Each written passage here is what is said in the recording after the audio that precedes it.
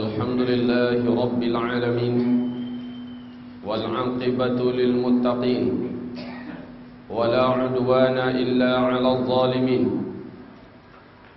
أشهد أن لا إله إلا الله وحده لا شريك له وأشهد أن محمدا عبده ورسوله لا نبي بعده قال الله سبحانه وتعالى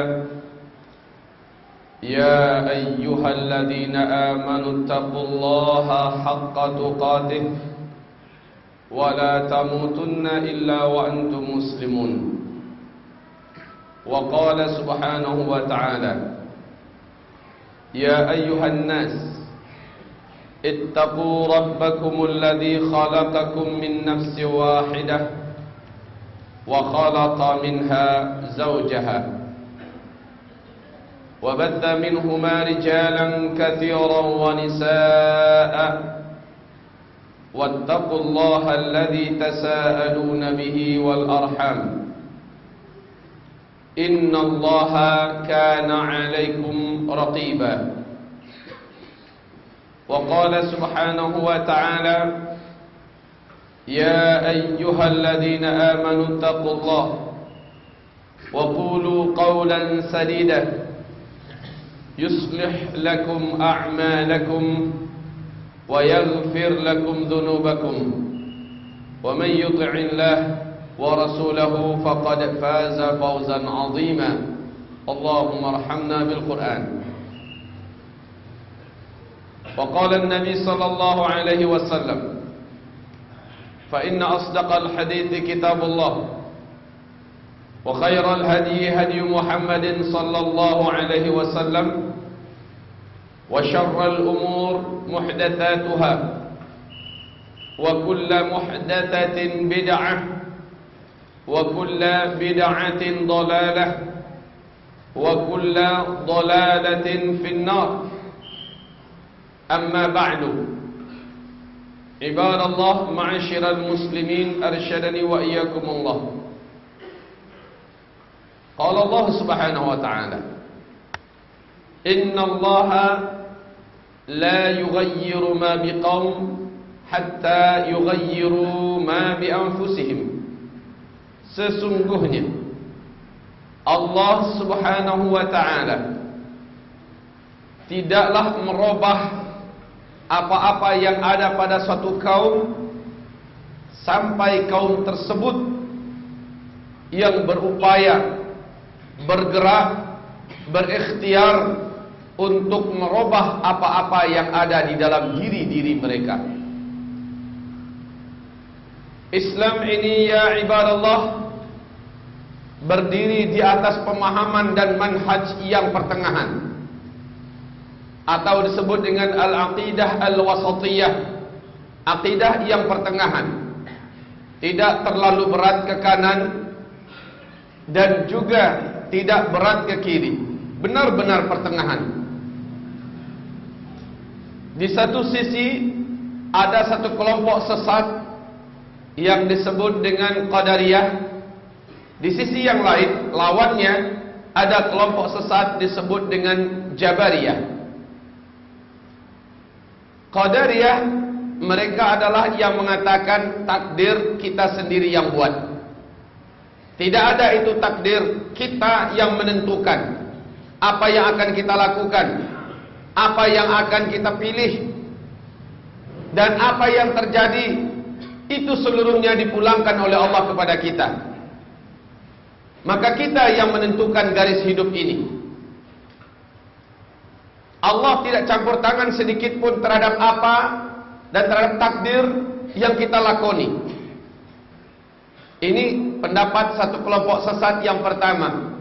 Kelompok sesat yang kedua disebut dengan Jabariyah. Mereka mengatakan kebalikan dari yang tadi. Kita hanya menjalani takdir yang telah ditetapkan oleh Allah. Kita tidak punya wewenang dan hak sedikit pun untuk berbuat. Kalau nanti kita masuk surga, itulah takdirnya yang telah Allah tetapkan. Kalau nanti kita masuk neraka, itu juga takdir yang telah Allah tetapkan. Makanya ada hadis kata mereka, kata kelompok Jabariyah ini, Ada orang yang beramal seumur hidupnya dengan amalan-amalan ahli surga, sehingga jarak antara dirinya dengan surga hanya tinggal 1 jengkal saja lagi. Tetapi yang tertulis di Lauhul Mahfuz bahwa dia adalah ahli neraka. Dan ternyata benar, dia banting setir. Dia mengamalkan amalan ahli neraka di penghujung hidupnya, mati dalam keadaan mengamalkan amalan ahli neraka itu. Su'ul khatimah fadakhalan nar. Masuklah ia ke dalam neraka. Ada orang yang seumur hidupnya, kata Rasulullah sallallahu alaihi wasallam, mengamalkan amalan ahli neraka sehingga jarak antara dirinya dengan neraka hanya tinggal 1 jengkal saja lagi. Namun telah tertulis di Lauhul Mahfuz bahwa dia adalah penduduk surga. Dan ternyata benar, di penghujung hidupnya, dekat lagi umur kematiannya, ternyata dia banting setir. Dia mengamalkan amalan ahli surga dan dia mati dalam keadaan seperti itu, husnul khatimah. Hadis ini ditutup, innamal a'malu bi khawatimiha. Sesungguhnya amalan seseorang dinilai dengan penutupannya seperti apa. Maka kata kelompok kaum Jabariyah ini, makanya belum tentu saat ini kita yang jahat atau kita melihat orang jahat dia akan menjadi ahli neraka. Belum tentu. Bisa jadi takdirnya dia adalah ahli surga. Dan belum tentu juga orang yang hari ini kelihatan saleh dan taat, dia pasti menjadi ahli surga. Belum tentu, karena takdirnya sudah ada, yakni bisa jadi dia adalah ahli neraka. Ibarat Allah yang kami muliakan. Jadi perhatikan, kelompok Jabriyah mengatakan segala sesuatunya terserah Allah, kita hanya menjalani skenarionya. Oleh karena itu Snok Hogronye laknatullah alaih saat melemahkan mental jihad kaum muslimin, dan ada satu kelompok dari provinsi ini yang tidak pernah menyerah kepada Belanda, yaitu para mujahidin yang diasuh oleh Daud Bereh di Aceh sana. Maka Snok Hogronye muncul menggambarkan kepada mereka akidah Jabariyah ini. Ini takdir. Rakyat Indonesia dijajah oleh Belanda, ini adalah takdir. Maka terima sajalah.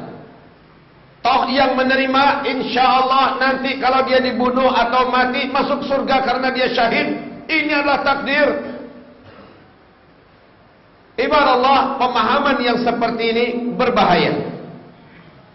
Baik pemahaman Qadariyah ataupun pemahaman Jabariyah. Kenapa? Kita Ahlus Sunnah wal Jamaah, pemahaman kita tegak di antara keduanya. Ada sisi di mana Allah Subhanahu wa taala tidak memberikan kepada kita peluang untuk campur tangan, dan sepenuhnya dari Allah Subhanahu wa taala. Oleh karena itu Allah tidak akan menuntut, tidak akan menanyakan kita pada hari kiamat, kenapa kamu begini, kenapa kamu begitu. Dalam hal apa contohnya? Contoh, kita terlahir ke muka bumi dari keluarga yang keturunan Indonesia, lahirnya dari keluarga Cibaduyut umpamanya. Allah tidak tanya kepada kita, kenapa kamu dulu terlahir dari keluarga Indonesia, dari Cibaduyut, kenapa kulit kamu sawo matang, kenapa hidung kamu pesek, kenapa kamu laki-laki. Allah tidak tanyai kita. Kenapa? Ini urusan yang langsung Allah secara pribadi yang memutuskan. Makanya Allah tidak akan tanya kita. Dan dalam akidah kita ini disebut dengan qadha. Tapi ada perkara yang Allah akan tuntut kita pada hari kiamat, yakni apa-apa saja keputusan-keputusan kita, kebijakan-kebijakan kita di lapangan. Apakah kita mengerjakan perintah, kita meninggalkan larangan, atau kita melanggar larangan, atau kita meninggalkan perintah Allah Subhanahu wa taala, dan kita diberi oleh Allah kemampuan untuk meninggalkannya, kemampuan untuk mengerjakannya, sementara di mana kita berdiri di atas pilihan dan perintah itu, di atas pilihan perintah dan larangan itu. Allah tanyakan kita nanti pada hari kiamat, kenapa kamu tidak sholat? Kenapa kamu tidak berpuasa? Kenapa kamu tidak berzakat? Kenapa harta yang saya lebihkan kepada kamu tidak kamu gunakan untuk membela agamaku? dan agamaku memerlukan harta yang ada saya titipkan ke tangan kamu. Kenapa kamu biarkan negeri kamu dijajah? Kenapa kamu tidak melawan? Kenapa kamu tidak bangkit? Kamu melihat bahaya sudah di depan matamu. Ancaman sudah begitu dekat di leher kamu. Syiah terlaknat sudah datang ke negeri kamu. Mereka membawa virus akidah mereka. Mereka membawa pencengkeram-pencengkeraman nyawa. Di tangan mereka adalah kematian-kematian kamu, dan kamu wajib membela nyawa kamu. Kamu wajib membela akidah kamu. Kenapa kamu menyerah? Allah tanya kepada kita. Maka ini yang disebut dengan al-qada, al-qadar. Jadi ada iman dengan qada, ada iman dengan qadar. Kita memilih. Umar ibn Khattab radhiyallahu anhu menggambarkan secara lugas kepada kita tentang takdir ini. Saat dia tidak jadi berangkat menuju ke Syam, karena di situ bertemu di tengah jalan dengan Abu Ubaidah ibn Jarrah. Assalamualaikum ya Amirul Mukminin. Waalaikumsalam warahmatullahi wabarakatuh. Hendak kemanakah engkau dan rombongan wahai Amirul Mukminin? Kami mau berangkat menuju Syam, investigasi, menjalin silaturahim, dan melihat dari dekat kinerja daripada pegawai saya yang ada di negeri Syam. Bersama Amirul Mukminin Umar bin Khattab, ada serombongan sahabat senior dari kalangan Muhajirin, ada serombongan sahabat senior dari kalangan Ansar, ada sahabat-sahabat sepuh dari kalangan Quraisy yang sudah beriman. Apa kata Abu Ubaidah ibn Jarrah kepada Umar bin Khattab radhiyallahu anhu? Saran saya, stop perjalanan, kembalilah ke Madinah. Kenapa? Kata Umar. Saat ini di Syam sedang mewabah penyakit ta'un, penyakit menular yang mematikan. Dan dalam sejarah memang puluhan ribu umat Islam meninggal dunia di negeri Syam karena penyakit ta'un ini. Sahabat Rasul Mu'adz bin Jabal termasuk yang meninggal dalam penyakit ta'un tersebut. Umar pun mengerem perjalanannya dan beliau mendirikan tenda di sana. Ibarat Allah yang kami muliakan, kata Umar, kita berhenti di sini dulu. Saya mau berembuk baiknya bagaimana, dan saya mau minta dari Allah seperti apa. Apakah dilanjutkan atau pulang, besok pagi keputusannya. Dikumpulkannya para sahabat Muhajirin dan ditanyakan pada mereka, tuan-tuan, apa pandangan tuan-tuan? Kita lanjut apa mundur? Umumnya mereka mengatakan mundur wahai Amirul Mukminin. Jelas penyakit, kenapa kita ke sana? Kemudian dikumpulkan sahabat Ansar. Jawaban mereka juga hampir sama. Hanya 1-2 orang yang mengatakan maju terus. Dikumpulkan senior-senior Quraisy yang telah beriman. Pendapat mereka juga hampir sama, mengatakan mundur ke belakang. Maka Umar bin Khattab semalaman suntuk. Dia bangkit tahajud dan dia terus berdoa kepada Allah, mohon kekuatan hati, apakah maju atau mundur. Menjelang subuh hatinya sudah kuat, mundur. Lepas sholat subuh, beliau akan umumkan lagi kepada seluruh rombongan yang bersamanya. Umar ibn Khattab radhiyallahu anhu dikejutkan dengan kedatangan Abdurrahman ibn Auf radhiyallahu anhu. Ternyata Abdurrahman bin Auf nyusul. Lalu ditemukan rombongan masih di tenda. Bertanyalah Abdurrahman bin Auf, ada apa gerangan? Kenapa tuan-tuan semua berhenti di sini? Maka para sahabat-sahabat yang ada menceritakan kendalanya apa. Oh, kalau begitu saya ada hadis ini tentang ini dari Rasulullah sallallahu alaihi wasallam. Saya ingin jumpa dengan Amirul Mukminin. Singkatnya, bertemulah Abdurrahman bin Auf radhiyallahu anhu dengan Amirul Mukminin Umar bin Khattab radhiyallahu anhu, dan disampaikan oleh Abdurrahman bin Auf, wahai Amirul Mukminin, pernah Rasulullah sallallahu alaihi wasallam mengucapkan sesuatu hal berkaitan dengan ini. Apa itu? Kata Umar. Rasulullah sallallahu memesankan, siapa yang mendengar di suatu daerah ada penyakit yang menular sedang terjadi, sedang menjangkiti masyarakatnya yang di dalam negeri itu, tidak boleh keluar, agar jangan menularkan pada orang-orang yang masih steril di luar sana, dan yang di luar tidak boleh masuk, kata Rasulullah sallallahu alaihi wasallam, agar jangan menjemput penyakit. Mendengarkan itu, Umar bin Khattab pun bertasbih dan bertakbir, mengucapkan alhamdulillah, saya tadi baru saja telah memutuskan untuk balik ke Madinah. Ternyata alhamdulillah, apa yang saya putuskan, apa yang saya rencanakan buat disampaikan sama dengan yang diungkapkan Rasulullah. Tenang sudah Umar bin Khattab, disuruh kumpul semuanya. Maka Umar bin Khattab berpidato singkat, mundur ke Madinah. Kapan-kapan kita ke sana. Mu'adz bin Jabal yang waktu itu ada di rombongan mengajukan keberatannya, Amirul Mukminin, afirarun min qadarillah, apakah Tuhan mengajak kita lari dari takdir? Kalau memang takdir kita di sana, kita meninggal dunia, kenapa harus lari? Maju. Kalau kita tidak terjangkit penyakit, enggak akan kena, wahai Amirul Mukminin. Kalau memang di sana ajal kita, maka jemputlah ajal itu. Bukankah orang yang meninggal karena penyakit menular atau ta'un syahid?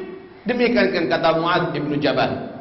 Jawaban Umar bin Khattab menyelesaikan masalah, dan insyaallah ini adalah akidah seluruh sahabat-sahabat Nabi.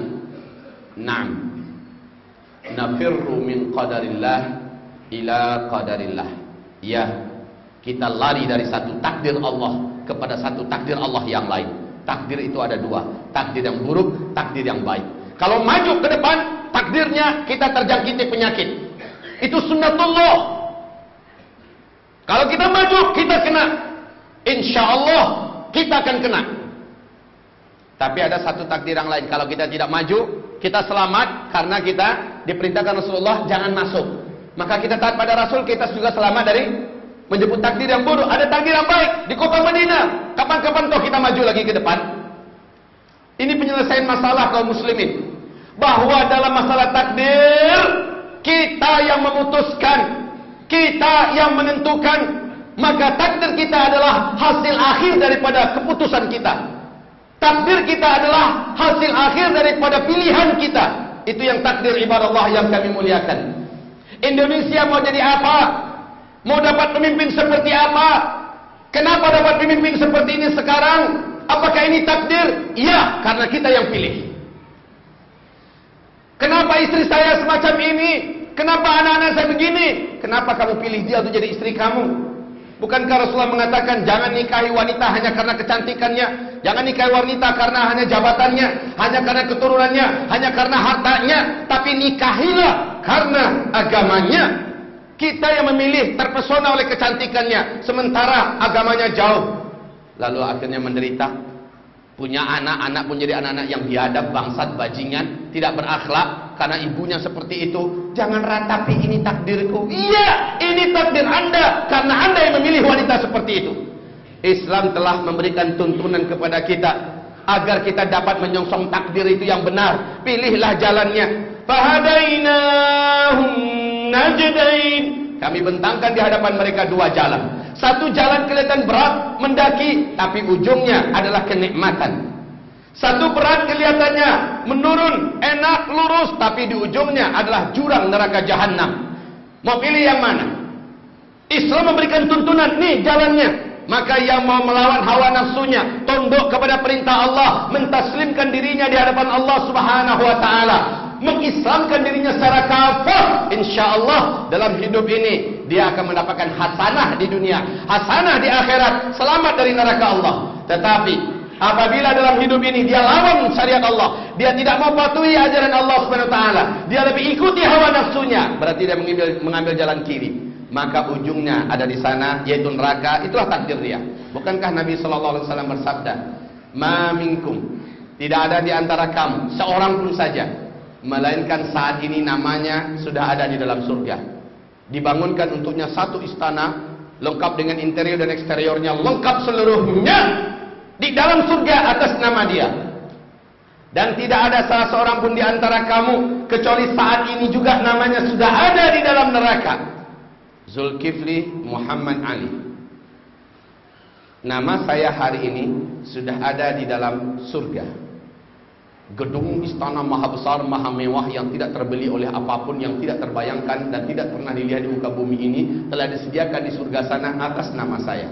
Di waktu yang sama, di dalam neraka jahanam sudah ada satu tempat penyiksaan khusus yang calon penghuni tempat itu adalah Zulkifli Muhammad Ali. Orangnya sama, tempatnya telah disediakan, satu di surga, satu di neraka. Tinggal kita di dunia ini mau pilih yang mana. Itulah takdir kita.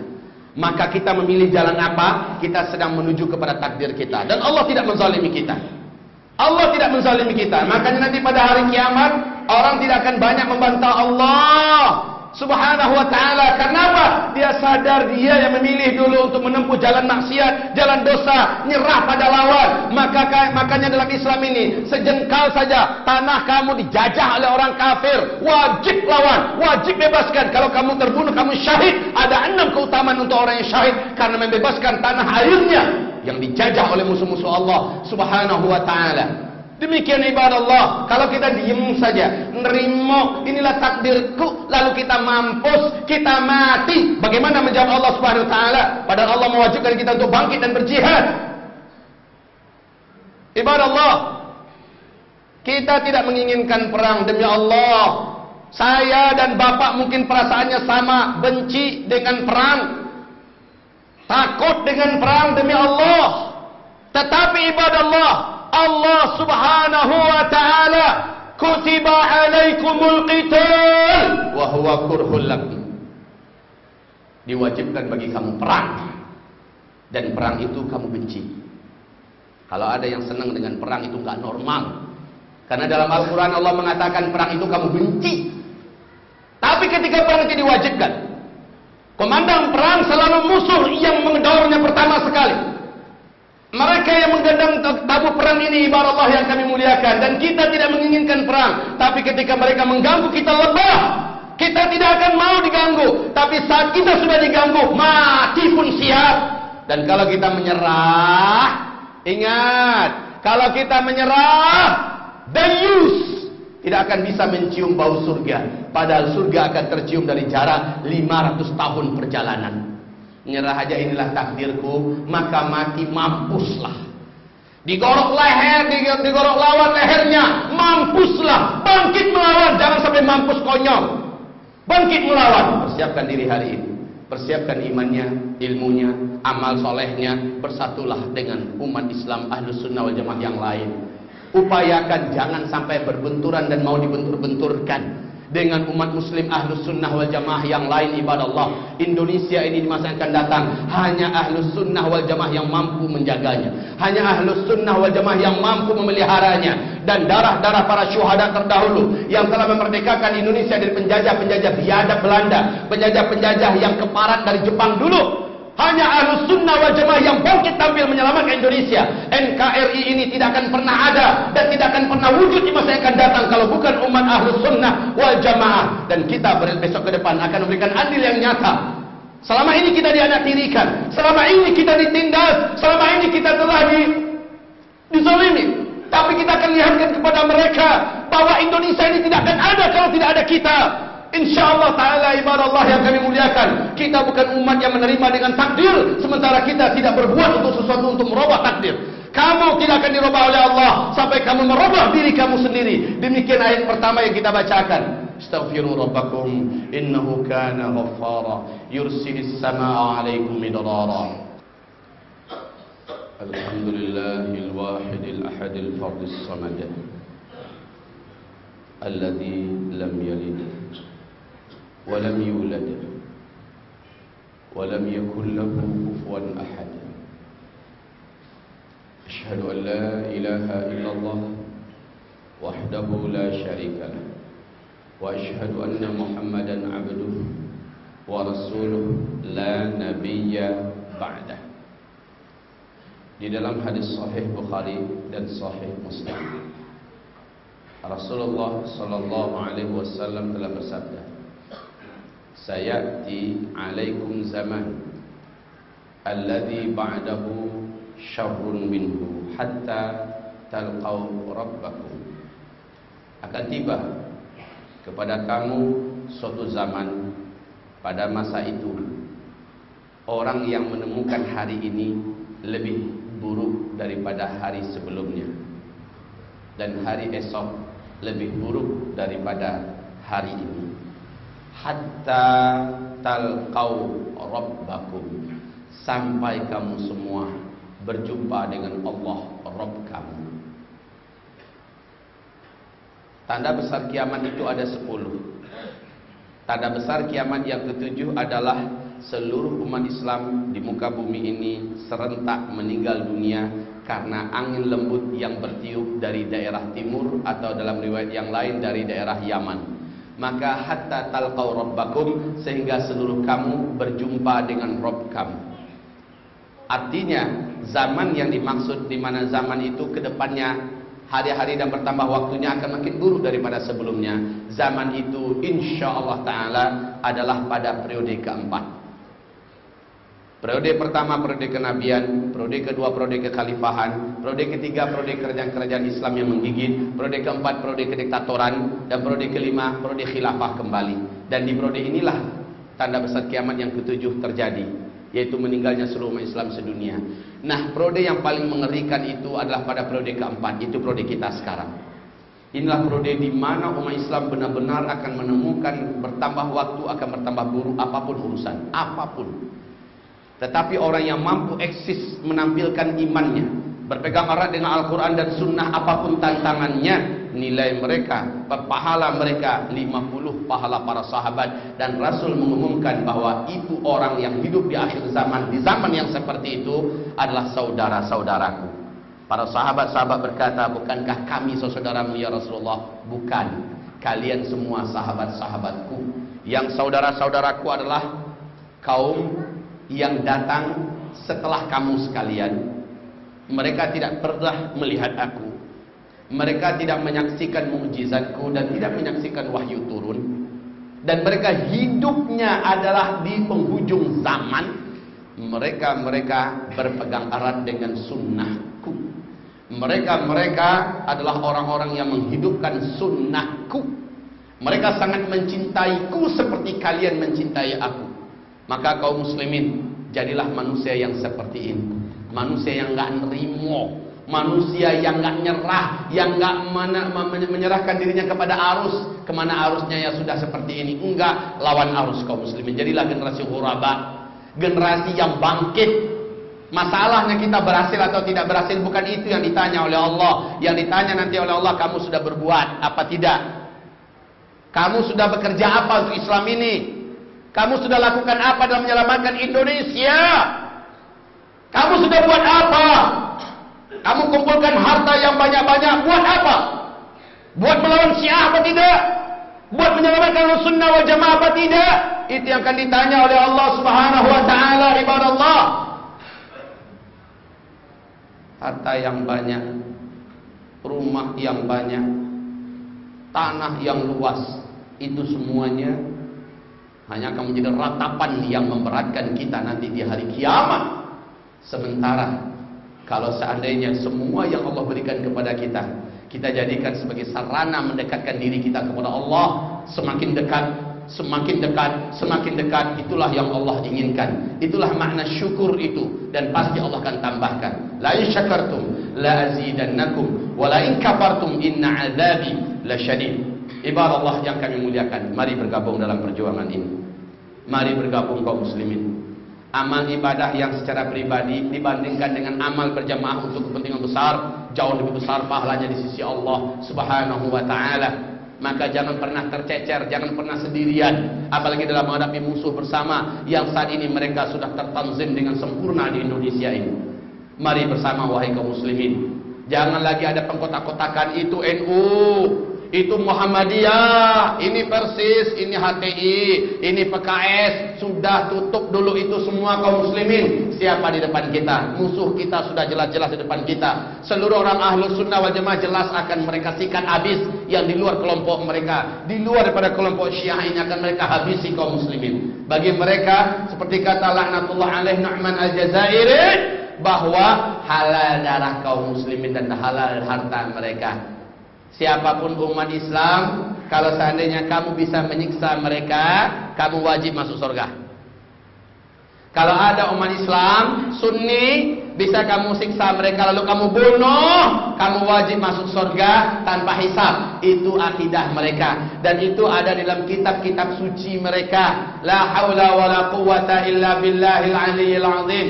Hasbunallah ni'mal maula wa ni'mal wakil, ni'mal maula wa ni'mal nasir. Allahumma salli wa sallim ala hadzal nabiyil karim wa ala alihi wa sahbihi ajma'in wa man tabi'ahu bi ihsanin ila yaumiddin. Allahumma ighfir lil muslimin wal muslimat wal mu'minin wal mu'minat al ahya'i minhum wal amwat برحمتك يا سميع قريب مجيب دعوات ربنا ظلمنا أنفسنا وإن لم تغفر لنا وترحمنا لنكونن من الخاسرين ربنا لا تزغ قلوبنا بعد إذ هديتنا وهب لنا من لدنك رحمة إنك أنت الوهاب ربنا فاغفر لنا ذنوبنا وإسرافنا في أمرنا وثبت أقدامنا وانصرنا على القوم الكافرين عباد الله ادعوا الله عز وجل لإخوانكم المظلومين المستضعفين في بلاد الشام في فلسطين في سوريا في لبنان وفي أردن ادعوا الله لإخوانكم المظلومين المستضعفين المضغوطين في كل قطر من أقطار أرض الله سبحانه وتعالى عباد الله اتقوا الله حيثما كنتم فإنه لا يفلح إلا المتقون. Semoga Allah Subhanahu wa taala menjadikan seluruh kita yang ada termasuk orang-orang yang bisa menutup hidupnya dengan husnul khatimah. Semoga seluruh hamba-hamba Allah yang hadir di ruangan ini termasuk orang-orang yang siap melunakkan hatinya dan bergabung, bersatu dengan seluruh barisan aswaja ahlus sunnah wal jamaah yang sejati. Dan seluruh kita ibadah Allah yang kami muliakan akan diminta oleh Allah pertanggungjawaban atas energi yang masih ada di badan ini, atas potensi harta yang masih ada pada kita, atas kekuatan akal kita yang dicerdaskan oleh Allah dan mata yang masih terang. Maka seluruh kita harus bertanggung jawab terhadap apapun yang saat ini Allah amanahkan untuk menjaga kehormatan agama Allah Subhanahu wa taala. InsyaAllah ta'ala yang bergabung dalam perjuangan maka adalah sebaik-baik manusia di akhir zaman. Dan yang main sendirian maka Allah subhanahu wa ta'ala akan membiarkan syaitan menerkamnya, yang dia akan menjadi pecundang yang akan dipermalukan oleh musuh-musuh Allah subhanahu wa ta'ala. Allahumma salli wa sallim ala hadha an-nabiyil karim Muhammadin wa ala alihi wa sahbihi ajma'in wa man tabi'ahu bi ihsan ila yaumiddin. Rabbana atina fid dunya hasanah wa fil akhirati hasanah wa qina adzaban nar. Subhana rabbika rabbil izzati amma yasifun wa salamun alal mursalin walhamdulillahi rabbil alamin. Wa qimus salat.